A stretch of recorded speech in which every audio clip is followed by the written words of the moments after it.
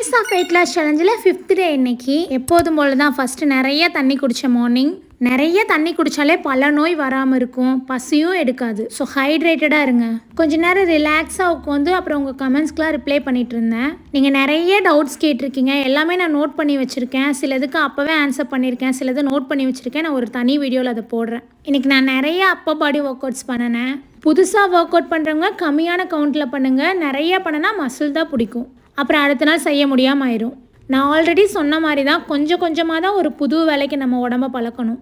Work out செஞ்சு முடிச்சுட்டு டயர்டாக இருக்குது, தூக்கம் வருது, டம்மி ட்விஸ்டர் செய்யும் போது தலை சுற்றுது, இந்த மாதிரி கம்ப்ளைண்ட்ஸ் எல்லாம் சொல்லியிருந்தீங்க. அதுக்கு காரணம் நீங்கள் எடுத்தெடுப்புலேயே நிறைய செய்கிறது தான். மெதுவாக ஸ்டார்ட் பண்ணுங்கள் எதாக இருந்தாலும். இன்றைக்கி நிறைய அப்பர் பாடி ஒர்க் அவுட்ஸோட எக்யூப்மெண்ட் ஒர்க் அவுட்ஸும் ஆட் பண்ணியிருக்கேன். டம்மி ட்விஸ்டர் செய்யும் போது தலை சுற்றுற மாதிரி இருந்தால் கண்ணை மூடிக்குங்க. பஸ்ஸில் காரில் போகும்போது வாமிட் வர மாதிரி இருக்கிறவங்களுக்கு அந்த பிரச்சனை கண்டிப்பாக வரும். ஸோ கண்ணை மூடிட்டு பண்ணுங்கள் ஸ்டார்டிங்கில். அப்படியே போக போக பழகிரும். இந்த ஸ்ப்ரிங் ட்விஸ்டரும் நிறைய பேர் பண்ணுறீங்கன்னு நினைக்கிறேன். ஏதாவது டவுட் இருந்தால் கமெண்ட் பண்ணுங்கள், நான் ரிப்ளை பண்ணுறேன். கூடவே நம்ம ஏன்ஷியன்ட் ஒர்க் அவுட்ஸும் இன்றைக்கி பண்ணேன். அப்புறம் கொஞ்சம் யோகாஸ் பண்ணி கம்ப்ளீட் பண்ணியாச்சு இன்றைக்கி ஒர்க் அவுட்ஸை. வெயிலும் அடிக்கல, மழையும் வரல, ஆனால் ஒரு மாதிரி இருந்துச்சு கிளைமேட்டு. ரொம்ப ஹீட்டாக இருந்துச்சு.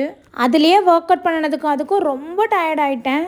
வேணுங்கிற அளவு நிறைய தண்ணி குடிச்சிட்டு உங்கள் கமெண்ட்ஸ் தான் பார்த்துட்டு இருந்தேன். இன்றைக்கி first drink jeera cinnamon water தான் குடித்தேன். ரெசிபி நம்ம ஆல்ரெடி வெயிட் லாஸ் ட்ரிங்க்னு போஸ்ட் பண்ணியிருக்கோம், செக் பண்ணி பாருங்கள். குளிச்சு ரெடியாகி வந்துட்டு பிரேக்ஃபாஸ்ட் செய்ய ஸ்டார்ட் பண்ணிட்டேன்.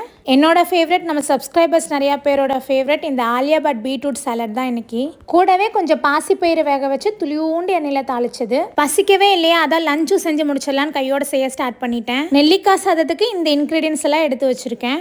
இந்த லிஸ்ட்டில் இருக்கிறதெல்லாம் மிக்சியில் கிரைண்ட் பண்ண எடுத்திருக்கேன். நிலக்கடலையை வறுத்து கொஞ்சம் பிதிர் பிதிராக அரைச்சி வச்சுருக்கேன். ஆயில் போட்டு கடுகு, சீரகம், கொஞ்சம் முந்திரி, கடலப்பருப்பு, வரமிளகா, பூண்டு, கருவேப்பிலை, வெங்காயம், கொஞ்சம் உப்பு போட்டு தாளிக்கிறேன்.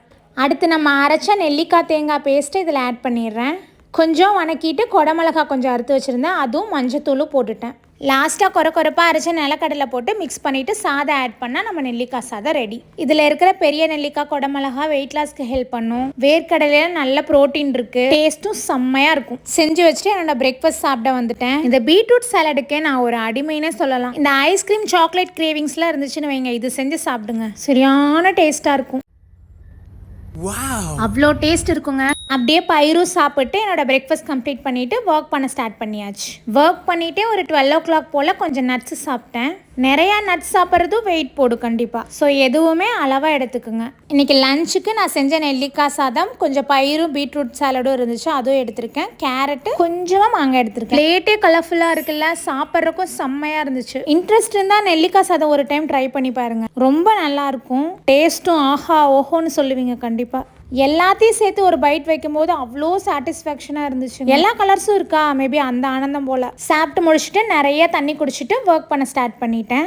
லாஸ்ட் மீல் கொஞ்சம் நிறையா சாப்பிட்லான்னு சொல்லி பிரேக்கில் எதுவும் சாப்பிடல. நேற்று நைட்டே கொள்ளு ஊற வச்சுருந்தேன். இது கூட இப்போ ஸ்க்ரீனில் வர இன்க்ரீடியன்ஸ் எல்லாம் ஆட் பண்ணி அடை செய்ய போகிறோம். மார்னிங் செஞ்ச பாசி பயிரும் மதியம் அரைச்ச வேர்க்கடலையும் மிச்சம் இருந்துச்சா, அதையும் இது கூட சேர்த்துட்டேன். கொஞ்சம் அரிசி மாவு, உப்பு போட்டு கிரைண்ட் பண்ணியாச்சு. அடை செய்யறதுக்கு இந்த பதத்தில் எடுத்துக்கணும். துளியோண்டு எண்ணெய் ஊற்றி இதை இப்படி தட்டி 2 பக்கமும் திருப்பி போட்டு எடுத்தா அடை ரெடி. கொஞ்சம் மஷ்ரூம்ஸ் இருந்துச்சா, அதில் இப்போ இந்த ஸ்க்ரீனில் வர இன்க்ரீடியன்ஸ் எல்லாம் ஆட் பண்ணி ஒரு 10 minutes ஏர் ஃப்ரையரில் வச்சு எடுத்தேன். நீங்கள் வேணும்னா கொஞ்சமாக ஆயில் விட்டு ஃப்ரை பண்ணி கூட சாப்பிட்லாம். நான் ஆல்ரெடி அடையில் ஆயில் ஆட் பண்ணியிருக்கேன், அதான் இதை ஆயில் போடாமல் ஏர் ஃப்ரையரில் வச்சு எடுத்தேன். இப்போ நம்ம லாஸ்ட் மீலுக்கு கொள்ளு பாசிப்பயிறு அடை, மஷ்ரூம் ஃப்ரையோட கொஞ்சம் சாம்பார், ஆப்பிளும் கேரட்டும் கட் பண்ணி வச்சுருக்கேன். இந்த மாதிரி பேலன்ஸ்டான பிளேட் எடுத்துட்டா வயிறும் நிறையும், பசிக்காது, தேவையான சத்துக்களும் உடம்புக்கு கிடைக்கும். பொறுமையாக உட்காந்து மென்று சாப்பிட்டேன். இந்த கொள்ளு மாவில் செஞ்சேன்ல இந்த அடை, இது நீங்கள் சிம்மில் வச்சு ரொம்ப நேரம் வேக விடணும். கஷ்டமாக இருந்தால் அதில் இன்னும் கொஞ்சம் தண்ணி ஊற்றி இல்லை அரிசி மாவு கலந்து தோசையாக சுட்டு சாப்பிட்லாம். இந்த மஷ்ரூம் ஃப்ரையில் கொஞ்சம் கூட ஆயில் ஊற்றலை. இந்த ஸ்மோக்கி ஃப்ளேவர்லாம் பிடிச்சதுன்னா இது உங்களுக்கு கட்டாயமாக பிடிக்கும். என்னமோ தெரியல, எனக்கு கொஞ்சம் நல்லா சாப்பிட்ணுன்னு தோணுச்சு, அதனால தான் நேற்று நைட்டே கொள்ளு ஊற வச்சுட்டேன். திருப்தியாக நல்லா வலிச்சு சாப்பிட்டேன். தண்ணி ரொம்ப முக்கியங்க, தண்ணியை மிஸ் பண்ணாதீங்க. ஒரு நாளைக்கு 3 to 4 லிட்டர் குடிங்க. இன்னைக்கு நான் 2 பெரிய அடை சாப்பிட்டுட்டேன். எப்பாவது தான் ரேராக நல்லா ஃபுல்லாக சாப்பிடுவேன். அப்புறம் இந்த மாதிரி நெளிஞ்சிட்டு உட்காந்துருப்பேன். அப்புறம் என்ன ஒர்க் பண்ண ஆரம்பிச்சுட்டு ஒரு 7 to 7:30 போல் முடிச்சிட்டேன். ஈவினிங் செஞ்ச கொள்ளு பாசிப்பயிர் மாவு இருந்துச்சுல, அதை ஏன் வேஸ்ட் பண்ணுவான்னு அதில் தோசை மாவு கலக்கி வீட்டில் இருக்கிறவங்களுக்கு நைட் டின்னருக்கு தோசை சுட்டு கொடுத்துட்டேன். இன்னைக்கு ஒர்க் அவுட் பண்ண முடியல, ரொம்ப டயர்டாக இருந்தனால தூங்கிட்டேன். நாளைக்கு வீடியோவில் பார்க்கலாம். தேங்க்ஸ் ஃபார் வாட்சிங்.